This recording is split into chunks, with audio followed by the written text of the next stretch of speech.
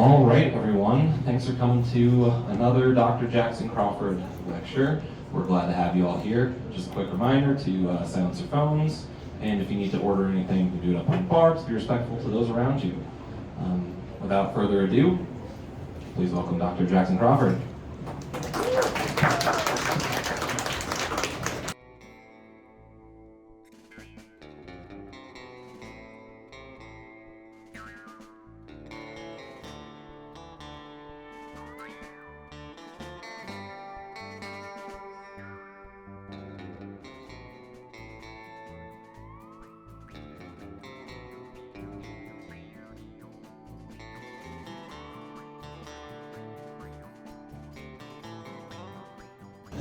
Evening, how's it going? Good. Well, I feel like it wouldn't be a Meadkrieger song if I didn't show up with something new to complain about. I mean, last time it was like top level, right? It was like life-threatening condition surgery. She's good. She's with us. On 2 feet. You'd never guess. This time, I have a fishbone embedded in the back of my tongue. Oh, no. I know an ENT doctor sitting right here. No problem. Are you serious? Serious? Are you an ENT? No, he's at the bar.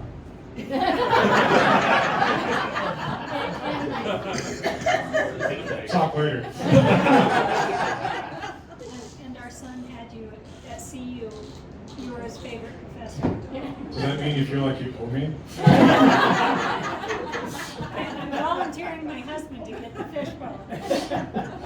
Well, the GI at the ER could not find it, even under general anesthesia.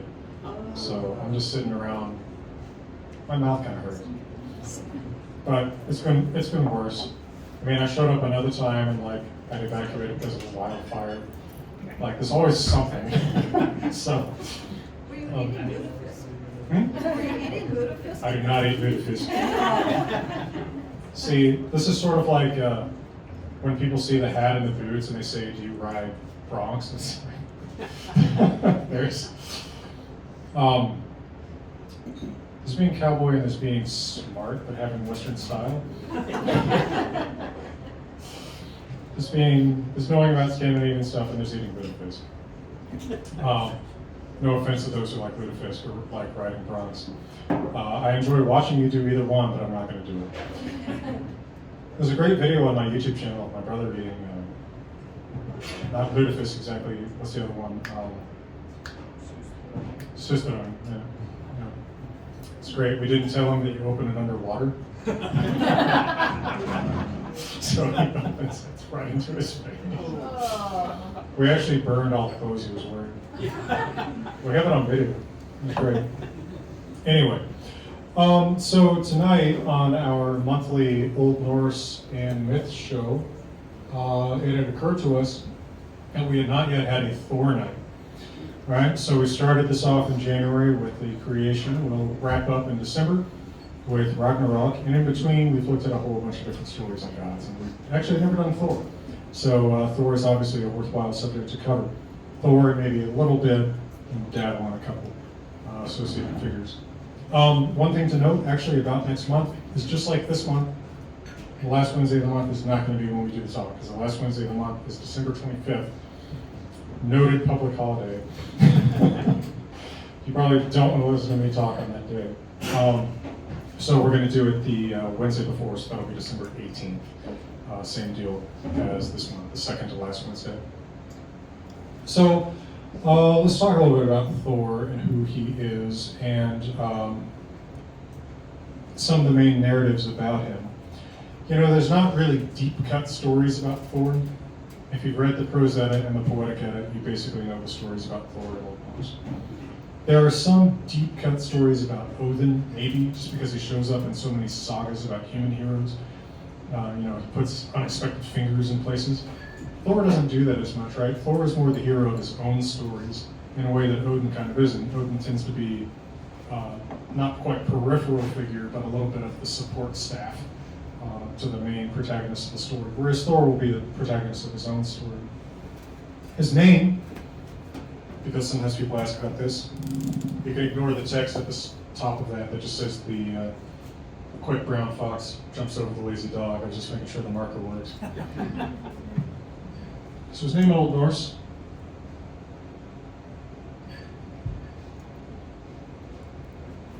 So Thor.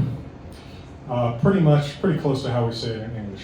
Now, in modern Scandinavian languages such as Norwegian, Swedish, or Danish, where they no longer have that th letter, it looks like a P, the thorn. His name is, I would say in Norwegian, Thor. So sometimes people hear me say Thor and they say, that's not his name, it's Thor. Well, yeah, that's his name in Norway today. His name in Norway 1,000 years ago was Thor. In modern Icelandic, it is one less R. This is ultimately from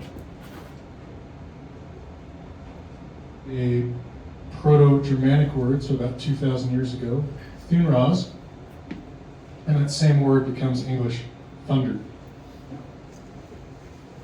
His name is literally thunder. And of course in German, we know the same name as Donau. For example, Donnerstag, Thursday. So his name literally means thunder, although in most of his narratives he is not explicitly associated with thunder. There is only one story in the Eddas in which he is explicitly associated with thunder, and that is the story of when he fights Hrungnir, the massive man made of stone that story tells us he fought. And in that fight he shows up with lightning and thunder striking around him.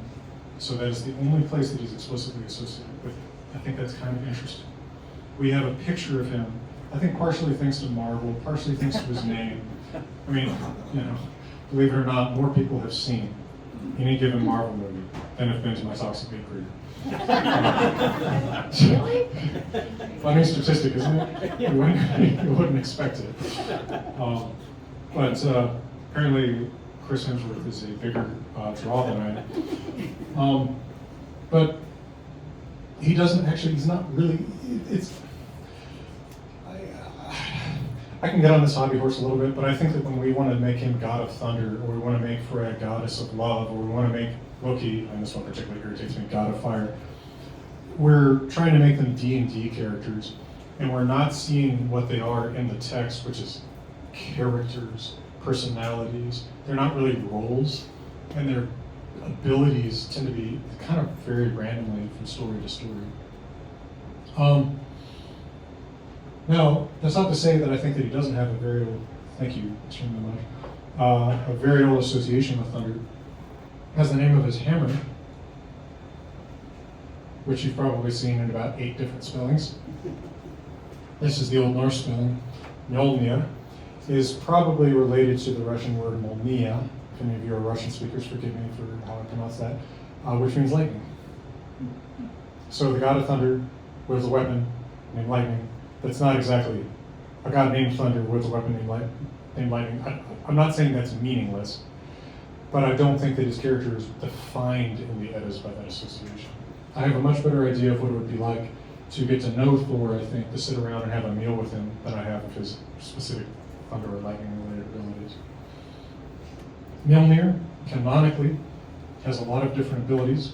It, just like in the movies, he can throw it and it will come back to him, no matter how far he throws it. It also can shrink down to the size of an amulet, so that he can just wear it as a necklace and disguise himself as any other metalhead. Right? Did you know there are about 800 of those amulets found in Viking Age graves of Scandinavia? It was a very common grave find. It's one of the top 5 commonest things found in the graves of people from that period. The commonest, I think I mentioned this. Go ahead. Might I remember? The dog. Dog. Say worse. Here, have swag. Yeah. So have they figured out the meaning? I mean, if they were that common, they must have meant something to people. Yeah, They what- know what the meaning was. What's interesting is those Mjolnir amulets, and there's a lot of different forms of it. Some of them are really elaborate and some of them are really simple. But their basic shape is this short shafted hammer. We can talk about why it's short shafted here in a moment, perhaps. It actually becomes more popular once Christianity starts appearing in Scandinavia. So what a lot of people think, and I think this is a pretty reasonable presumption, is that Christians are wearing crucifixes, and the people who haven't converted have this as a response symbol. Right? This is our protective God. And it makes sense that it would be Thor. Odin's not really a protector god. Odin wants you dead. Right? Thor, on the other hand, is on our side. He's chill. Now, the whole reason that he has the hammer Mjolnir and that it has a short shaft is, of course, told by Snorri in the Prose Edda. Snorri tells us that Thor's wife, by the way, her name is Siv. You want swag? Okay, I've got swag for you. Yes, Siv. I thought that it was kind of funny. So we, during Lauren's prolonged recovery period, we sat down and watched the Marvel movies. The Marvel Thor movies. I mean, there's actually like 800 Marvel movies, but we watched the Thor ones. My opinion was basically number 1, number 2, number 3, number 4. It's about the ranking of this movie. But I did think it was funny that Siv is like in no way his romantic partner in those movies. But yeah, she's his wife. Her name is actually the same root that's in English sibling. It's a word for family peace. If you were in Civ with someone, it's someone that you won't fight because they're your family. In fact, in the prophecy of Ragnarok, there's this really famous stanza that starts brothers will fight brothers, but the moon of Eras. And it says that cousins will break the Civ with each other. So her name is basically, it's like the peace between family members. So we hear in Snorri's Prose Edda that Loki had cut off Siv's hair. And I've always thought that it was kind of funny the way this is phrased by Snorri. He had cut it off till lavisi, which basically means for deception's sake. For the lulls, if you will, in Old Norse. And Thor had caught Loki and had threatened to beat him, break every bone in his body, if he didn't replace Siv's hair with pure gold. And so Loki went to Svartalfaheimar, the home of the Dark Elves, and found some dwarves. Again, decent evidence that the Dark Elves and the dwarves are the same thing, or that they don't care. And had them make him a new head of hair for Siv. And these are the sons of Ivaldi. The actual specific dwarves are not named, just their dad. And so they made this golden head of hair for Siv, and it fastened to her head and grew just like normal human hair. So Thor's wife had hair once again. And while he was there, Loki had to make some other stuff. They made Odin's spear Gungnir, which can penetrate anything, and they made the ship. They made the ship Skivbotnir, the ship that, depending on who you read, either Odin or Freyr has, which is a ship that you can fold up and put in your pocket. And then you can unfold it and jump in it and sail anywhere you want. So that's kind of cool. It always has a good breeze. So Loki thought, well, these are 3 pretty cool treasures. I'm going to go to these other dwarves I know. One of whom is their names sound like they're low-level street dealers in Breaking Bad. Their names translate to badger, poison, and needle. Right? Am I wrong? So he goes to badger, poison, and needle, and he says, hey, the sons of Ivaldi made these 3 awesome treasures. They had the hair of gold, the ship, and the spear. Can you make 3 equally awesome treasures? And they say, sure. And so they make a boar that is capable of glowing no matter how dark it is. It will always provide a light to you. I think that this is hilarious because what do you want a pig for? It's like a nightlight. Why is this the purpose of the pig? But that's Gulenbursti. And then they make a ring for Odin called Draupnir. And Draupnir, every 9th night, drops 8 copies of itself. That may not sound like the coolest thing in the world to you, but for a lordly figure such as Odin, who is always rewarding those who do service to him. He always has rewards to hand out, right? That's his swag, right? That's his patch with the raven with the cowboy on. And so Loki gets really worried after these two really awesome items have been made, because he thinks, oh crap, I'm about to lose this bet. Because I bet these three guys that they couldn't make three cooler treasures. They're about to make three cooler treasures, and Loki bet his head. Right, by implication, they can cut off his head if they make three cooler things. So they start working on a hammer. And Loki is starting to tug at his collar about this. And so Loki turns into a fly. The solution to most things is either turn into an animal or have sex or something. In this case, he turns into an animal. Or both. Yeah. There's also those stories. So he turns into a fly and he starts biting the dwarf who's working the bellows. No, it's one more than a hammer. And he keeps biting him to try to distract him, and finally he bites him between the eyes so that blood spurts in his eyes. And he strikes the hammer that he's making in such a way that it chops off most of the shaft that it's supposed to have. So it's a little bit imperfect. Still, Badger and Poison and Needle bring their three treasures and a lot of blue sky probably to the gods, and they ask them to judge, well, which three treasures are better?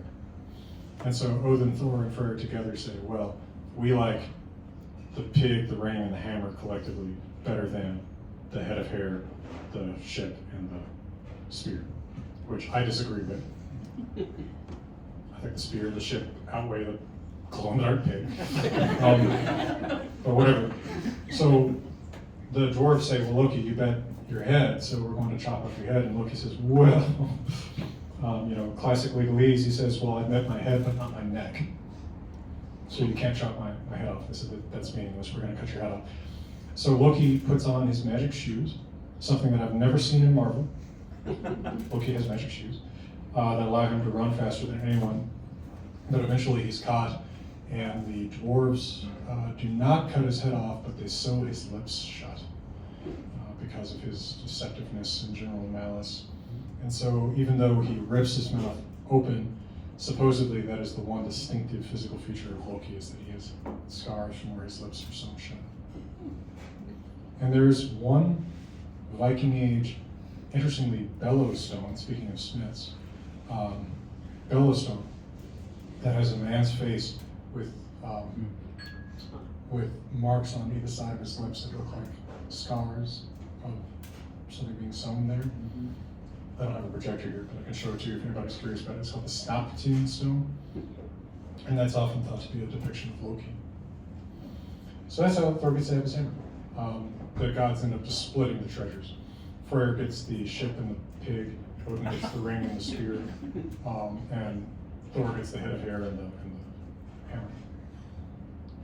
Now, canonically, curiously, Thor actually cannot lift it on his own. He's not strong enough to lift his own hammer on his own. Something that I think Marvel also doesn't do. Marvel has him be the one who's strong enough to lift it, but other people can't. Which leads to some funny scenes, admittedly, when he puts it down on someone to keep that person from getting up, or like, all right, that gets good for comedy. But he actually has to put on these special gloves and a special weightlifter belt to be able to lift it. And so there's another story, this is going to really be a little bit of story time. There's another story that Snorri tells about a time when Thor was without his hammer and his belt and his gloves, so his strength was much reduced. Loki had borrowed Frigg's so-called feather skin, or falcon skin, it's called different things, turned into a bird and flown over to Jotunheim to just spy around and look at the enemies of the gods. And he came to the hall of this individual named Gerður, and he was peeking in from a high window in the form of a bird. And Gerður recognized from his eyes that he was really humanoid, and had cast a spell on him to make him stick to the windowsill, and sent someone up to get him, and threw him into a chest for 3 months. And at the end of 3 months, he popped it open and he said, if you want out of that chest, you're going to have to go back to Asgard there and you're going to have to do something for me. And Loki says, anything. I guess gods can starve, but apparently not die of starvation. Dream logic. Loki says, well, I'll do anything. He says, you have to make sure that Thor comes here to see me without his hammer and his gloves and his belt. Right? Not only unarmed, but without the things that make him stronger. And Loki says, sure. And so, you know, Loki, if you've ever seen the Marvel movies, this master of deception and manipulation and everything, how does he pull this off? Well, he goes back to Asgard and he says, hey, Thor, you should go see this guy in Jotunheim, but don't bring your hammer or your belt or your gloves. And Thor says, okay. I mean, there may be a more elaborate version of the story that's lost, but like it's always sort of funny to me, like our picture of Loki is this master, you know, behind the scenes puppet string puller. Like all he does is say, hey, you should go do this thing. People say, okay. Now, Thor is often presented as being a little bit simple, too, right? No, I think dumb is unfair. Sometimes people say, like, well, you know, he's supposed to be kind of a dumb jock. He's not really supposed to be a dumb jock. He's supposed to be kind of like a plain dealer, I think is really how it is. Like Thor is so honest that he has a hard time, I think, is the character, my read on the character, is he's so honest that he has a hard time picturing you as lying down. My grandfather was kind of like this. Like, he would never lie to you. And so if you lied to him, it's like, you know, you change your name. So I feel like Thor's kind of like that. So Thor goes alone, actually goes with his boy slave, Thjolvi, basically alone into Jotunheim without his stuff. And he shows up at the home of a woman there, because the gods seem to randomly have good relationships with some of the Jotnar over there. And I can't remember her name off the top of my head. But she says, hey, Thor, you don't have your magic gloves and your magic weightlifter belt. And he says, yeah. She says, well, borrow mine. So, plot convenience playhouse. And she says, and you can also borrow my big magic iron staff. It's not a weapon quite like Mjolnir, but it will be something you can fight with. And so Thor continues, after staying with her for a little while, on his way to go to this place. And he comes to a river. And he begins to cross it. And as he's in the middle of it, it suddenly sweeps up to where it's almost at his face, right? It's suddenly just this massive flash flood. And everyone looks, you know, adult. He looks up the river and he sees 3 women. And it's, the Old Norse text is ambiguous. They're either urinating the river at him or it's their menstrual blood. At any rate, it's coming out of there. And so Thor says, and for some reason I remember the Old Norse, at Osi is called Ostema. River must be damned at its source. And so he throws boulders at them and they cease to make their flow. And he pulls himself out of the flood by hanging onto a rowan tree. And so the rowan tree, there's a poetic name for it, is the savior of Thor, because he was able to pull himself out of the flood using that. And so he continues to the home of Gerður. I just like imagining what they even say to each other when he shows up. Hey, Loki said I should come see you. You know, like, what is that conversation like? Like, I'm your 230. Like, I'm not really sure how this conversation goes. But Gerður says, oh, come, please, you know, sit down in this chair. And so Thor sits down in the chair that he's invited to sit in. And then all of a sudden he's rising up toward the ceiling. And it turns out that Gerður's daughters are under the chair, and they're shoving Thor toward the ceiling to try to crush him against the ceiling. But Thor takes his iron staff that he borrowed, and he pushes back against the ceiling and crushes Gerður's daughters. Yeah. And then he kills Gerður with the staff. That's pretty much the story. That's how Thor stories end. And then Thor killed the problem. So, but that gives you a picture of, probably there were lots and lots and lots of stories like this, where Thor is supposed to face some kind of kind of comical handicaps here, there, yawn. He's going to be kind of the straight man in a way that Loki or Odin isn't. Loki and Odin are always kind of in on it, right? They're always a little bit like they're playing some 4D chess in a way that Thor just isn't. Thor's just going to kind of show up, hit things, throw rocks sometimes, and that's kind of be it. Now, questions, remarks, by the way. Sure. The rings the ring produce, they don't also have to like multiply. What's the word for that? Is it exponential? Yeah, exponential ring growth. I mean, I think after a certain point, right, after 16 months, the whole world would be covered with Draupnir. No, I don't think so. Also, Odin canonically does not have it in the mythic present. He had it in the mythic past. In the mythic present, it's in hell with Baldur. Because when Baldur died, Odin put it on his funeral pyre. So I guess it's underground. But no, I don't think so. This is great. That's the kind of question we ask that apparently they either don't, or the storyteller just says shut up. Right. It's probably the latter. So those are stories from the prose Edda. There's also, of course, several narratives in the poetic Edda that focus on Thor one way or another. Some of these are among the best known stories in Norse mythology, so I can touch lightly on them unless you just want to dwell on them. Maybe we should dwell on them a little bit because some of them are kind of fun. If someone picks up the poetic Edda, or rather, let me put it this way. If I pick up somebody's copy of the Poetic Edda, and I look on the side, and I look at what pages are dirty because their fingers have actually handled them, it will typically be Voluspa, right, Krishna Ragnarok, Havamal, Advice in Good Living, and then Thrymskvi, that funny story about Thor in a dress. Right. So Thrymskvi is pretty great because it's another story where Thor is separated from his cool stuff. I'll just write this so it should be. See what this looks like in Old Norse. Thrymskvi. According to this story, which I think you have to be in the top 2% of humorists to not see that the story is intended to be funny, although there are people who argue that it is not. In Thrymskvi, Thor wakes up one morning and his hammer is by his bed. And so he shouts for Loki, right? Probably figuring that it's Loki's fault. And so Loki shows up and he says, hey, something's happened that's never happened before, my hammer's been stolen. And Loki says, well, let's go to Freya. Now, side note, if you were here when I was talking about Frigga Freya, some of you were, it's very unclear if they're supposed to be the same person or different.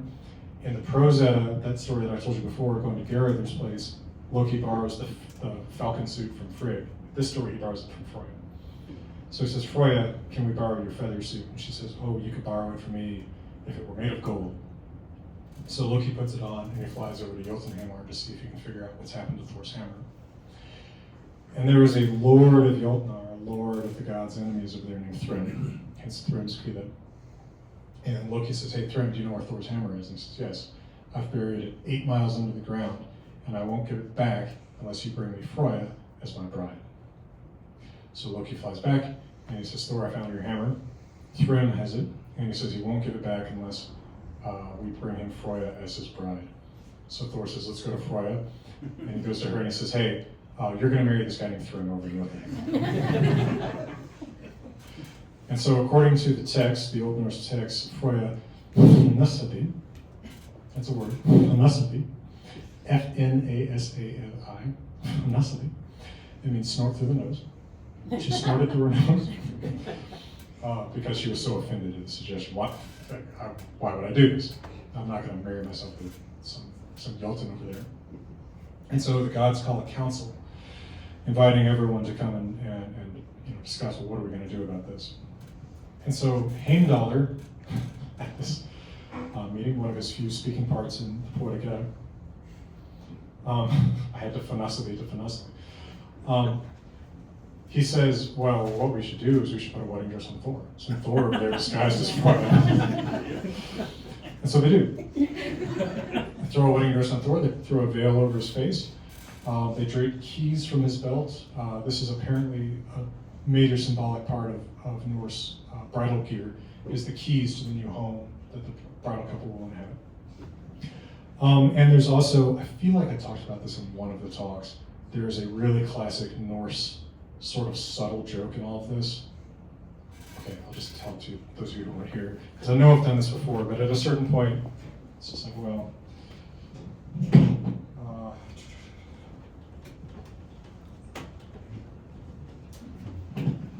okay, Old Norse has 3 genders, masculine, feminine, neuter.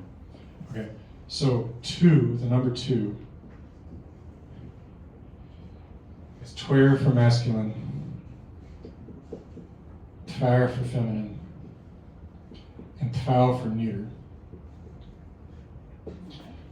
So in Spanish or French, if I'm addressing this group, if I say, y'all are crazy, right?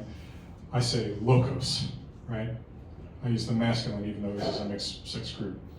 In Icelandic, Old or Modern, I actually use neuter. Interestingly enough, Old Norse is not presumptively masculine the way Romance languages are.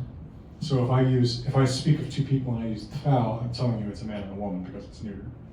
If I say Tvær, it's 2 women. If I say Tvær, it's 2 men. So when Thor goes to Freyja and he says, hey, we're going to go to Jotunheim and marry you to this giant, he says, Vit Tvau, we 2, using the masculine and the feminine. Once Thor is in his wedding dress, Loki says, yeah, you already could anticipate this. Loki says, Vit Tvau. So which one is he calling the woman? Right? Because Loki is a shapechanger, right? And Loki, in fact, can be literally female because he has children as a woman and as a man, right? Loki can be literally female. So is Loki calling himself a woman, kind of letting Thor have the out, or is Loki calling Thor the woman? Like, it's because Loki disguises himself as, like the maid of honor, right? He goes along as just a lady accompanying Thor. So they get in Thor's goat chariot. This chariot pulled by his goats, who probably don't scream as loud as they do in Love and Thunder. And they drive over to Jotunheim, and it takes 9 days, 8 nights. And as soon as they get there, Thrym decides to throw a big wedding feast. And at the wedding feast, Thor eats everything in front of him. He eats, I think it's like 8 oxen and 15 salmon, and he drinks all the mead, etc., etc. And this is another canonical trait of Thor's, is very hungry. And so Thrym says, "Oh my goodness, what big appetite you have! I've never seen a woman with such an appetite." And Loki steps in and says, "Oh well, she was so nervous, just so eager to come here and get married to you that she couldn't eat for a whole trip. So that's why she's so hungry." He says, and he says, "Well, I'd like to kiss my bride." And so Thrym pulls the veil back. Apparently doesn't notice the beard, but notices the burning red eyes of Thor, and steps back and says, "Oh my goodness, I've never seen such burning, fiery eyes." And Loki says, "Well, yeah, but it's because she was so eager to marry you that she couldn't sleep all those nights, and so that's why her eyes are so fiery." So, okay, right. And so he says, "Bring in the hammer, Mjolnir, to bless the bride."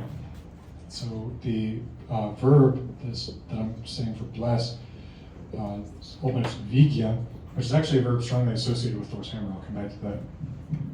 But as soon as he brings out the hammer to bless the bride, he wants to touch it to what he thinks is Freyja's knees.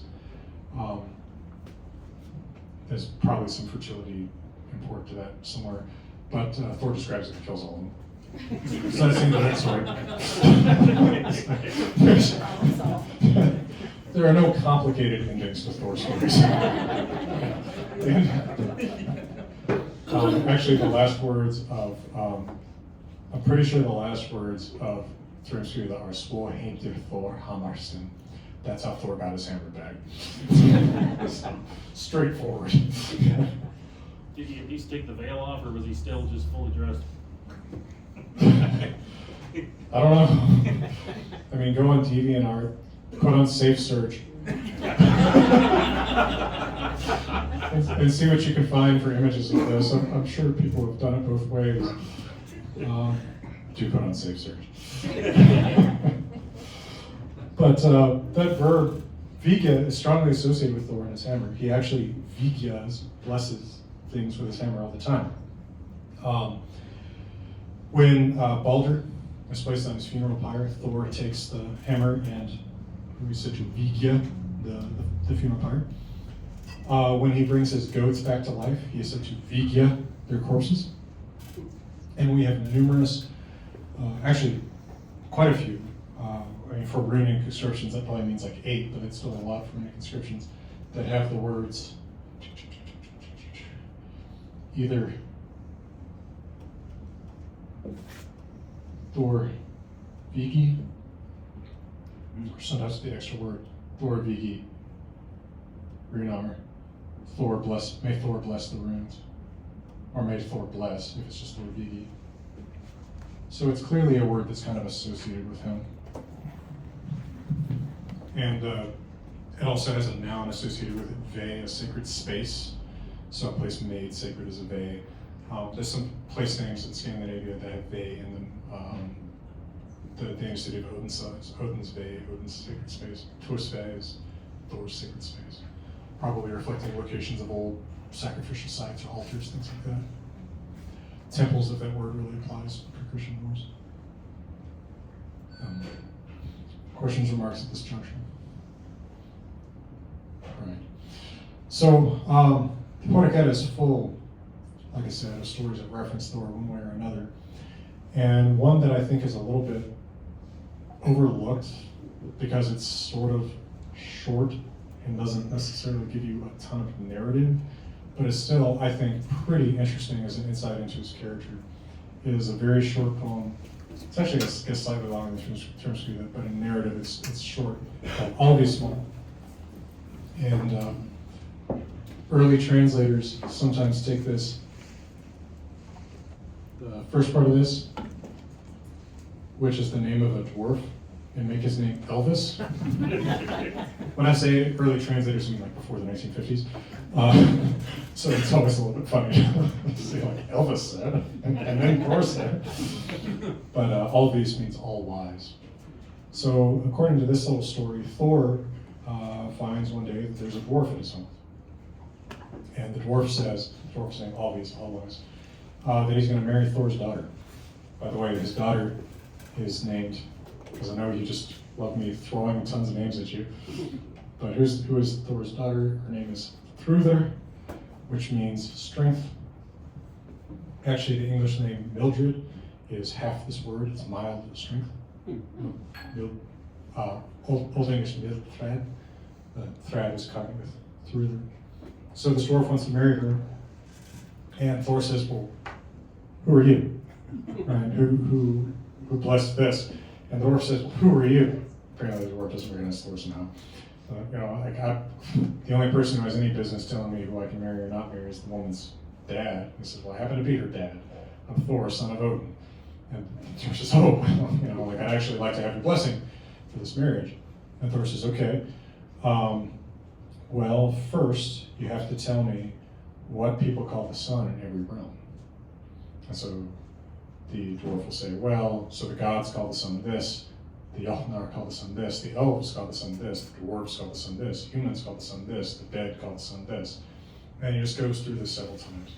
Well, what do people call the sea in every realm? Well, humans call it this, the gods call it this, the dead call it this, the dwarves call it that. So really what all of these are for is for Norse poets to remember lots of poetic synonyms, because their poetry is alliterative, right?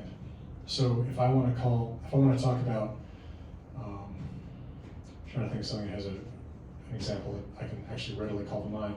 If I want to talk about fire, I can use the regular word ilder, which starts with an E, so it's going to alliterate with anything that starts with a vowel. But what if I don't need a word that starts with a vowel? I badly need to get a word that starts with F in this line. Well, then I might remember this poem. Okay, so dwarves call it this, gods call it that, and this helps me remember poetic synonyms. And so then I might say, oh, okay, there's an F word, it's food. I can use that instead of ilder. So it's to me, it seems like that's mostly what this is. It's a fun way for poets to remember their alternative words. But of course, what is the point of Thor making the dwarf say all these things? After 30, 40 stanzas of this, Thor says, "Wow." Actually, I'll quote this to you because it's kind of funny.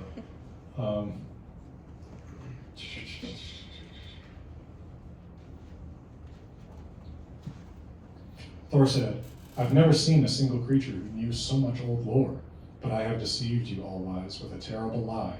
You're still up, and it's dawn, dwarf. The sun shines in the hall." So the dwarf was turned to stone because he showed up at night, and Thor just said, "I'll keep him talking." And I think there's a few things there that are kind of interesting. You know, one is, again, and I've probably mentioned this in every one of these talks one way or another, our stories are full of dream logic. They are not made by people who have a really consistent character sheet for all of these different beings and names in their heads. They're stories that have convenient features or not. This is the only story where the sun turns a dwarf into stone. Dwarves are out during the daylight all the time in other stories. So just for mythic convenience, this is a place where dwarves get turned to stone by the sun. Another is that I feel like Thor here is slightly making fun of the exact people who need a poem like this. I feel like there is, take this with a grain of salt, this is personal interpretation, but I feel like there's a little bit of self-mockery on the part of the poet here, right? Like, you have spent so much time learning and reciting all these different names that you missed the sun. Right? Like, and I feel like there's a little bit of a kind of humility on the part of the composer there, and saying, like, well, this isn't everything, right? Knowing all of this old lore. And I can promise you it is not everything. Not generally considered the path to wealth and riches and you know, Chris Hemsworth level influence on people's picture of what Thor is. But anyway, so I kind of enjoy it for that reason. It's interesting to me that, you know, the poems and Snorri's prose both are so focused on Odin, even though we have a lot of reasons to think that Thor really was the more popular god. Right? More places are named for Thor. Every Scandinavian country has places named for Thor. The capital of the Faroe Islands is named for Thor. Right? Torshavn, Thor's harbor.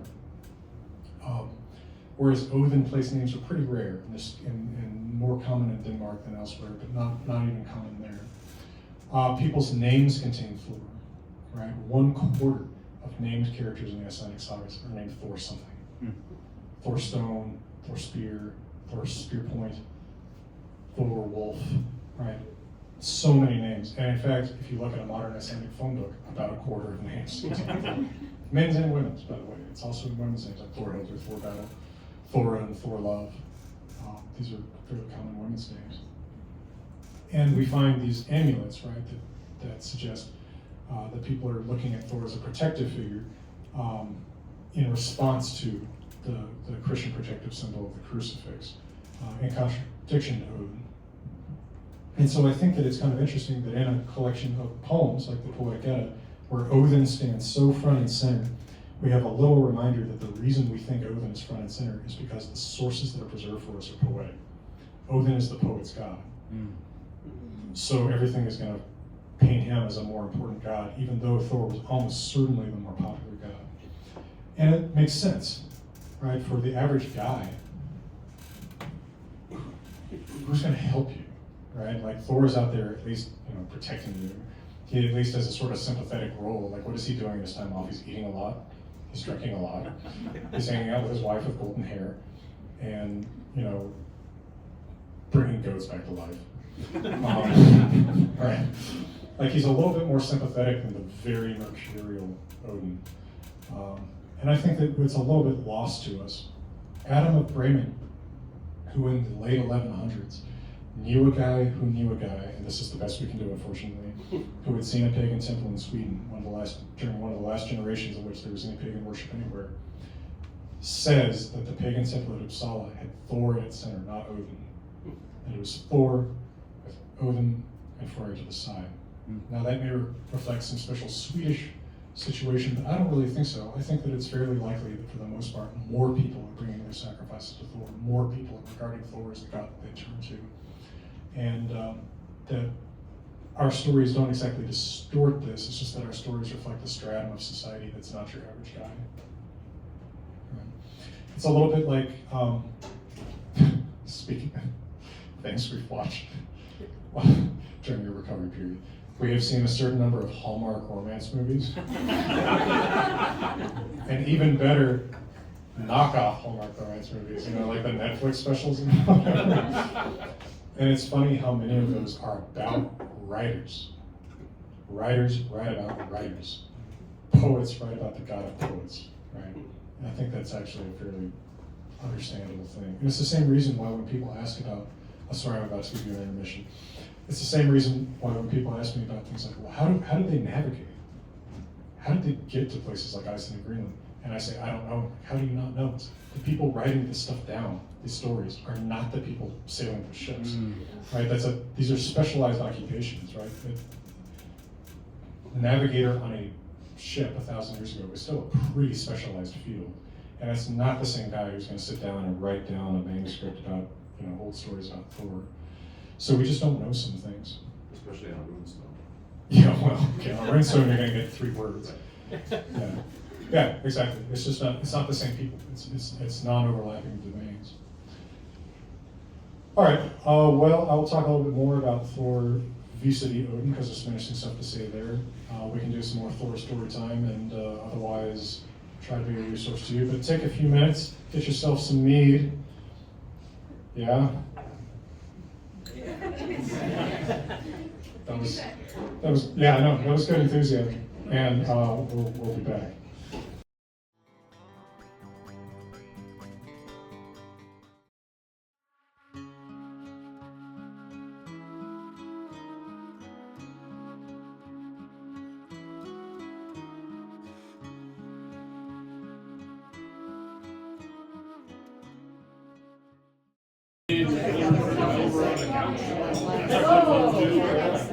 All right. How about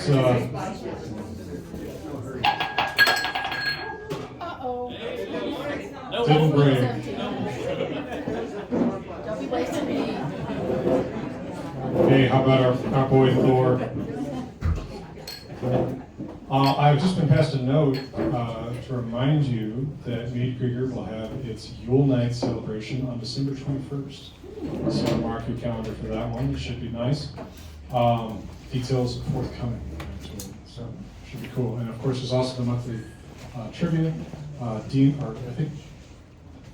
Trivia's weekly. There's the monthly D&D and monthly comedy. Those are the new things. Yeah. Second Sunday, second Tuesday. And is Roger still grilling on Wednesday? He is. And Roger still grills on Wednesday. We're doing a free Thanksgiving meal on next Wednesday. Awesome. All right, cool.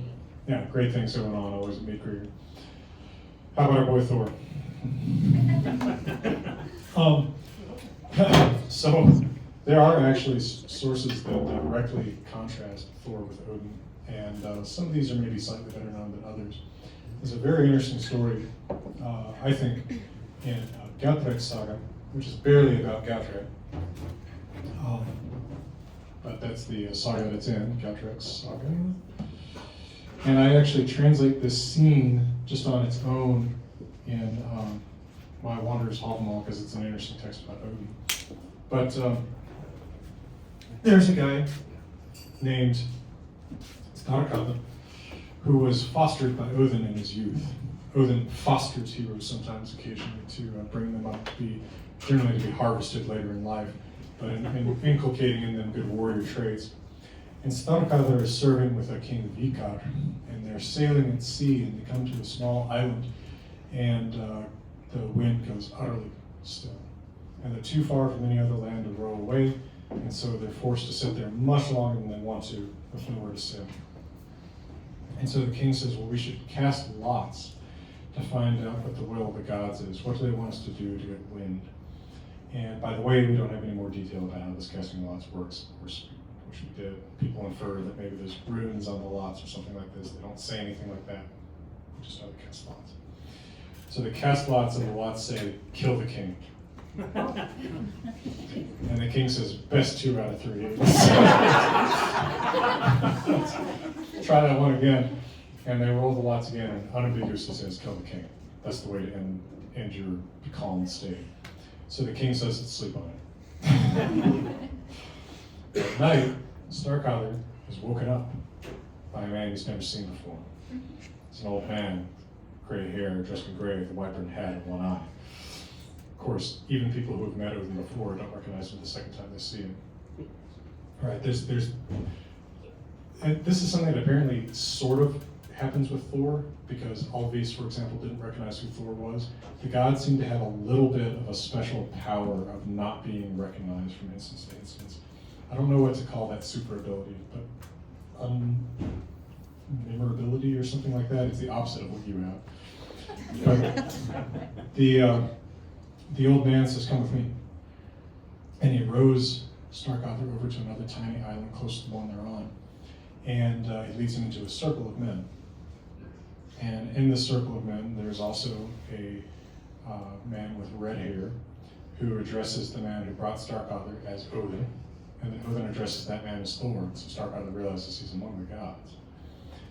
And so Odin and Thor have a strong disagreement about Starkadr, because Odin, of course, fostered him, but Thor courted the woman who would become Starkadr's mother and was rejected by her. And so he's bitter at Starkadr. Right, you're the son of a woman that I wanted for mine. So Odin says, well, I just want to say in the presence of all the other gods that I'm giving Starkadr here certain blessings. I decree Starkadr will live for 3 lifetimes. And Thor speaks up and says, I decree he will do something shameful in each one. And so Odin says, well, every word that Starkadr says will be poetry. And Thor says he won't remember a word of it. Right? And Thor says he will own weapons and horses. And Thor says, but never land. And Odin says he will be beloved by all the nobles. And Thor says the common man will hate him. And I think that we see in this exchange of blessings and curses exactly what I'm talking about, with Odin actually being a little bit of a pinkies out pretentious god. Right? He is, if you are a Odin guy, you probably have a pretty high status in the society, or you're perhaps an artisan or a poet. Right? Odin is associated with that upper class that profits from war. Thor is associated with the middle class that sacrifices in war. You know, and although Thor is a fighter, he's not the one who's out front getting people killed. He's the one who rises up in anger to fight the enemies of the gods when they threaten his home and friends.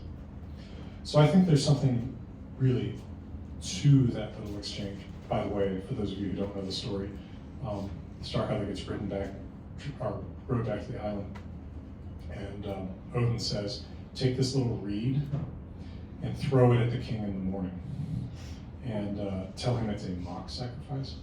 So they get up in the morning and they cook a calf, and Starkadr says, okay, king, what we're going to do is we're going to put you under this tree branch.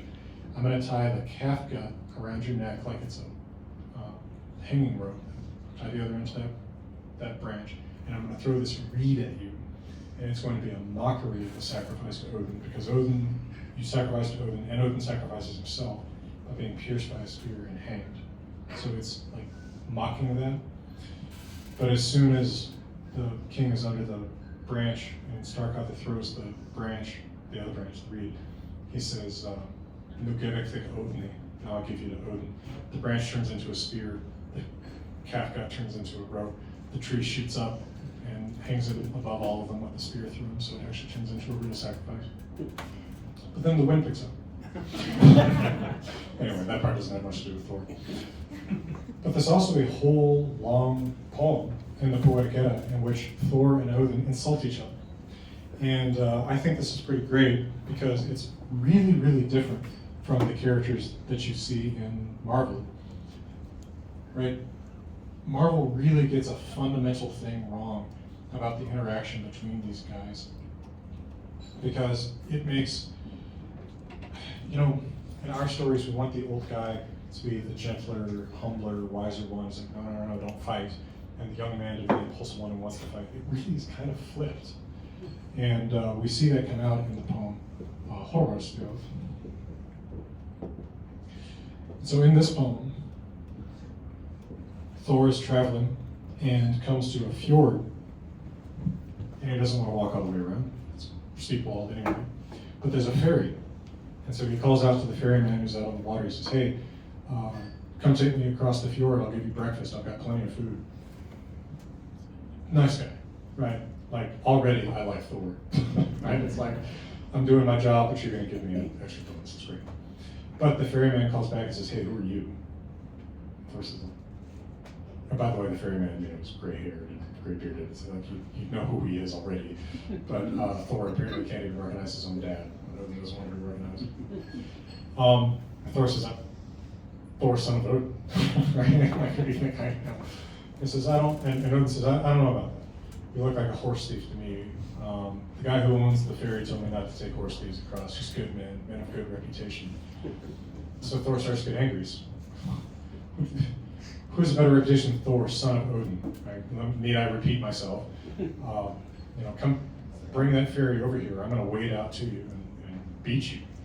And Odin says, yeah, whatever. I don't think you can catch me. And Thor says, what's your name anyway? And one of my favorite lines by Odin is he says, Horbarður Katie, I'm named Horbarður, Greybeard. I seldom lie about my name. Which is the biggest lie Odin ever told. Because he's like 80 names. So they start having this little back and forth, I guess just sort of shouting at each other because Horbarður stays on this boat. Thor says, well, look, you keep saying I have this a horse thief, this guy of little reputation, but I'll have you know what I was just up to is I was out in such and such a place fighting the enemies of the gods. All right, I gave them what for, and I'm on my way home after doing a heroic deed, defending the gods and men. What were you doing meanwhile? What were you doing meanwhile? They keep asking that. And pretty much Odin's response each time is, I was seducing a woman, or I was making armies fight that didn't want to, or like it just it's always something like that. And so they keep going back and forth with Thor saying, well, I beat so-and-so, one of the mightiest enemies of the gods, or I beat so-and-so who threatened these people, and what were you doing meanwhile? Odin says, well, there's this beautiful someone over it somewhere that I, bends to my will with my magic. And by the end of it, Thor asks him again, well, what were you doing meanwhile? And Odin says, I led an army against the gods themselves. I came to fight the gods and overthrow them. And it's the exact opposite of what Odin probably wants, and who knows if it's a real story or not. But Thor says, you're telling me that you're my own enemy. And Odin basically says, what are you going to do about it? And at this point, Thor says, look, you're just telling me what you think will make me angriest. You're not even telling me the truth, you're just provoking me, which is surprisingly mature on the part of someone like Thor. And he says, will you at least give me directions? And Odin says, yeah, well, but first, let me remind you, your wife is sleeping with someone else while you're away. True or not, I don't know. But Odin just throws that little bomb at Thor, and your mom is dead. Toss that one over. Which is interesting because Thor's mom is Earth. Anyway, so at the end of this poem, it's just Odin says, all right, so go turn right at the rock, turn left at the, it's pretty funny. I'll just quote it to you because it is sort of amusing how petulant this is. But if you didn't know much about these two gods, and I told you, which one is the jerk, and you had only seen the Marvel movie version, you're thinking Anthony Hopkins. It's sort of hard to imagine Anthony Hopkins saying this. I won't deny that request. It's a long walk. Go to the tree trunk, then to the rock, then turn left till you reach Midgard. It's pretty vague. So Thor says, can I get there today? Odin said, I suspect if you travel hard, you could be there before sundown. Thor said, I see this conversation is over. Since you only answer with insults, I will pay you back for this delay if we ever meet again. And Odin said, go now and have a bad journey. Yes. I want to see Sir Anthony Paycheck say that. That's not my joke, that's Rick Jack's joke. I think that it's interesting that poem even makes it into the Poetic Edda. And what I used to get students to think about in association with this was, is this polytheism? Because I feel like in a polytheistic system, I kind of don't want to play favorites that much. I feel like the Norse really do play favorites a lot. And there's an interesting term for that I like to introduce to people. It's called henotheism. Maybe you ever heard of that? It's polytheism, but preferential worship of one god. And I think a lot of these texts, like that story from Gatrick Saga and then Horbrestfjord, kind of point toward a notion of the Norse as henotheistic. You're Thor's man or Odin's man. And I think that actually some of the nicknames that we see people given imply a sort of a henotheistic notion. In the Icelandic sagas, anytime anybody's associated with Freyr, that's going to be in their nickname, right? It's like, oh, you're Frey's guy or Frey's priest. Like, it's apparently weird enough that you would be like really invested in Freyr that that kind of becomes part of your nickname. Whereas nobody, you know, it's not notable that you would be interested in Thor or even in Odin. That's a little bit more mainstream in Iceland, the Viking Age, apparently. So just a little food for thought, perhaps. What else do we have about Thor?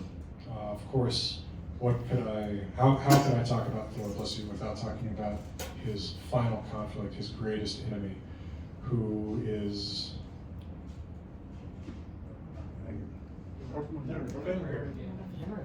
Okay. So most of what I heard was wrong. But here and there I heard it. Jormungandr, yeah, the serpent.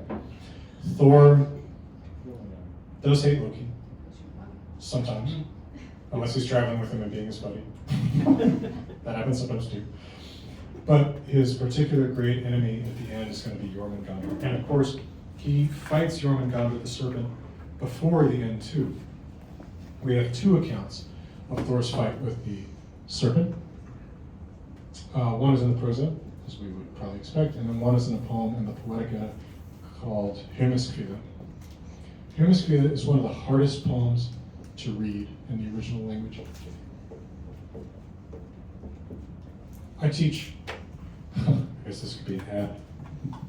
I teach classes on Zoom now, since I quit CU 4 years ago, and I teach Old Norse language is one of the classes. And in the advanced Old Norse class, one thing that I get them to do is start reading manuscripts. And it's really surprising when you start reading medieval manuscripts. They are not that different from reading our writing, right? It is people handwriting either from memory or from dictation, and they make the exact same mistakes we do, and they get tired. And so the first poem that I have my advanced Old Norse students read, it's not this one, although it could be for the same reason, but it's Fafnismal, which is slightly famous because it looks like the scribe is falling asleep as he copies it. And I think we have a little bit of that situation with Meadkrieger. The scribe is not invested. He doesn't really care that much. And if there's a word that he just doesn't know, he's just he'll basically scribble it, and you're like, what were you trying to write? So Meadkrieger is a little hard to read. But Snorri also tells us the same story.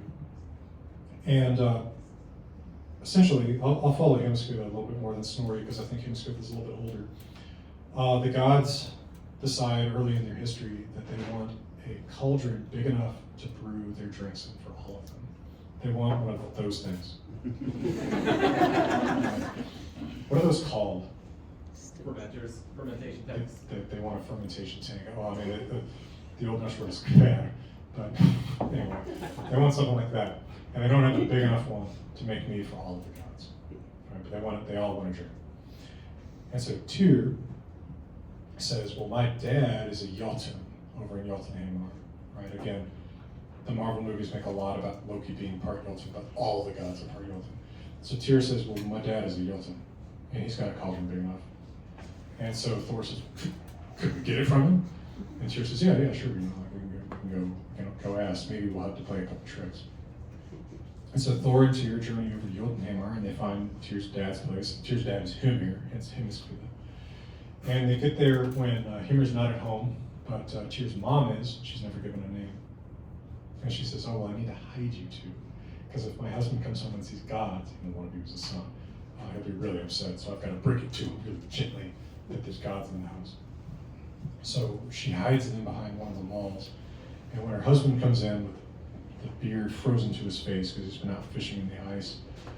She says, "Hey, welcome, be happy at home, Hymir, and be aware that there are two gods here, one of whom is the famous killer of your kind, Thor." And so Hymir is so angry about this that he lashes out and strikes down all of the cauldrons on the wall, and all of them except for one break. But then he sees the gods, Thor and Tyr there, and he realizes, hospitality is an essential tenet of our culture. I can't just throw guests out. I've got to put them up. So he says, "Well, I'll feed you, but you're going to have to help. Right? You can't just stay here and be idle if you're going to stay in my house." So he says, "I'll feed you what I've got here tonight, but tomorrow we've got to go fishing to get some food." And of course, Thor eats a comically large amount, so he gets even more upset about how much food there is in the house. "Oh, crap, we really need to go fishing tomorrow." And he says, when they get in the boat in the morning, he says, "Well, Thor, you're going to have to provide your own bait." So Thor goes up to a big ox, twists its head off, and brings the head with him in the boat. Says, "This is my bait." It's kind of an Arnold Schwarzenegger moment. Right? Is this enough bait? Actually, Thor's an Arnold Schwarzenegger character. Gosh, I wish we could have seen that.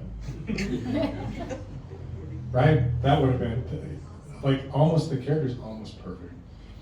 But anyways, they row out on the boat, and Hymir keeps wanting to stop. "Well, this is where I typically fish." Thor says, "No, keep going. I want to fish really deep water." And they get out into really deep water, and Hymir's getting nervous. Hymir baits his hook and he catches 2 whales. I don't know what they do with them, but it says he catches 2 whales. And Thor puts this big ox head at the end of his line, and he sinks it. And he waits. And sure enough, Jormungandr, the enormous serpent that encircles the earth, bites the ox head.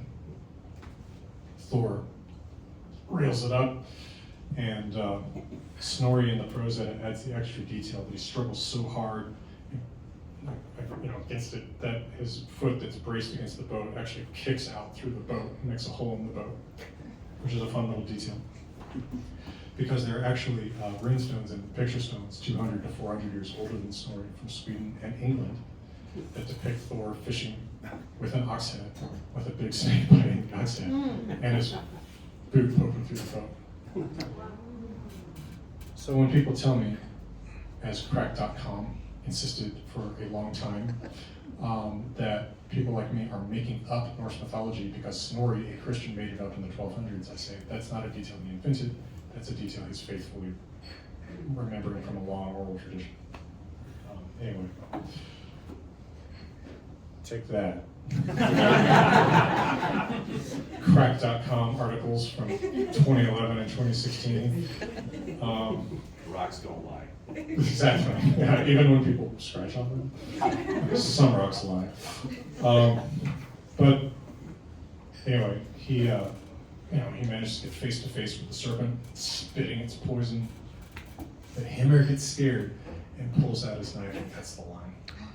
So the serpent sinks down back into the ocean, so that Thor will not finally confront the serpent until Ragnarok. Well, Thor, of course, is upset. But they go back to shore. In Snorri's version, because the boat is broken, they have to wade, which is a funny image, kind of. But they get back to shore, and they say, "Hey, we want this cauldron. We want to go home with it." And Hymir says, "Fine, you can have it, but you have to break this glass, this special glass. If you can break it, you can have my cauldron." And so they throw this glass, bump this glass, hit it with the hammer. They do everything to try to break this glass, and it won't break. And Tyr's mom whispers in Tyr's ear, or Thor's ear, and it's like my mom talking about my dad. "Well, my husband's head is so hard that if you hit it against his head, it would break." And it reminds me of Thanksgiving at home. That's why we're not spending Thanksgiving. But, so Thor slams the glass against Hymir's head. It does finally break, and so Hymir says, "Take my cauldron," and they leave, and the story gets somewhat confusing after that. But that's how the cauldron comes to the gods that they may hold their meet with. And that story is immediately followed in the Poetic Edda by one that I've referenced in many of these lectures, Lokus, where Loki makes fun of the gods. That's interesting as a little bit of a footnote in talking about Thor, because Loki has insults for all of them. Thor's not there to be insulted. And I think that's actually a good comment on his personality, because we hear at the beginning all the gods are there, they're all partying. Thor was out east fighting the enemies of the gods. Thor's all business, right? And even at the very end, after Loki's insulted everyone, right? He's told every god, every bad thing he did, and all the goddesses, I mean, he basically has the same insult for all the goddesses, right? So they all sit around. But finally, it's Thor's wife, Siv, that comes to Loki, brings him a drink, even though he's been insulting everyone, and says, "Here, enjoy this drink. This is our best old mead." It's probably made by Meadkrieger. Please enjoy this and leave me, Siv, alone, uninsulted of all the goddesses. And Loki drinks deep, and then he says, "I would leave you uninsulted of all the goddesses if it weren't for the fact that you've slept around all." Like, he just says the same thing to all the goddesses. That's when Thor shows up. Seems like the gods have put out the Thor signal. It's probably a big hammer. And Loki actually really doesn't have anything bad to say about Thor. I think that there's something significant in that. It's not just that it's not just that Thor shows up and kind of shuts him up. He does, because he says, "I'm going to break your head with my hammer if you don't leave." That's Thor's role. But you would think, because Loki has something bad to say about everybody, that he would really have something bad to say about Thor, and he kind of doesn't. The stuff he says to Thor is kind of it's side-swiping. It's not really directly at him like it is with everybody else. I'll read you this exchange because it's kind of interesting. Loki said, "Thor has come to the hall, but why are you making such a big show of yourself, Thor? I don't think you'll look half so daring at Ragnarok when the wolf swallows your father." It's not an insult to him. Your dad's gonna die, but okay. Right? It's not insulting him exactly. Loki does say, "You'll probably never tell any human beings what you've done in Jotunheim. I remember when you sat trembling in a giant's glove. You didn't look much like Thor then." This is, I think I told the story in Thor, right? Do I need to tell that one again? Do I need to shut down the night by doing the Loki story again? How much time do we have? About 10 minutes. Okay, I probably don't have time for this. I can give you a brief basis of it maybe. Thor's response to that is simply, "Silence you, sissy, or I'll let my hammer silence you instead. With my right hand I'll beat you, break every bone in you." So they exchange like this a little bit more, and finally Loki says, "I've spoken to the gods and the gods' sons, and said everything I dared to say. But it's because of you, Thor, that I'll leave. I know you, and you alone, mean your threats." And I think that's exactly Thor's place in this cosmos. Thor is the one who means it. Thor is the one who is on our side. Thor is the one who's not partying while we're having our troubles. Thor is out trying to help us with our troubles, even if those troubles are, monsters that threaten us, and not exactly things that we think about in our daily life. Thor is a protective figure. So I think that we maybe neglect him at our peril. He's not the least known of the gods. I mean, certainly there's way lesser known gods, right? We have some of Thor's other sons, Vidar, whose entire role is the silent god, but his entire role is avenging Odin at Ragnarok. The wolf swallows Odin, Vidar kills the wolf. That is Vidar's story. But Thor is still, I think, relatively neglected sometimes if we read the Eddas and don't notice what is kind of not said between the lines, which is that even though the people who composed these stories and then wrote them down were Odin's men, everybody around them was Thor's men. And that still comes through, I think, pretty clearly. I think that's a decent concluding thought for that. Let's do any questions, comments, criticisms, complaints, manifestos, imprecations, allegations. When he was fishing with Ymir, don't the gods make fun of him that he can't bring in his quarry? Like, you didn't do it, you didn't catch it. I don't remember anybody making fun of him for it. Maybe in the prose edit somebody mocks him for it, but I don't remember that. Because we don't really hear about what happens after they're back. And mythic time is so discontinuous. It's not really, I like these terms, mythic past, mythic present, mythic future. Things that are sort of canonically in the past. things that are sort of canonically happening now-ish, and things that will happen. It's not very clear where in that sequence the story happens. Does this happen before, like Loki's insulting everybody? Does this happen before Baldur's dead? It's not really clear where it is in that sequence, and most things are like that. So I don't know that it's actually referred to that way elsewhere. Although there are kennings that come out of it, right? So Thor is, the fisherman for the serpent and stuff like that. Like these poetic names that come out of it, so people know the story. And it's referenced on Viking Age rock art, right? Which I think, again, is a pretty good reminder that Snorri and the poems of the Poetica reflect something real. Should we do trivia? We got prizes. Meadkrieger has prizes.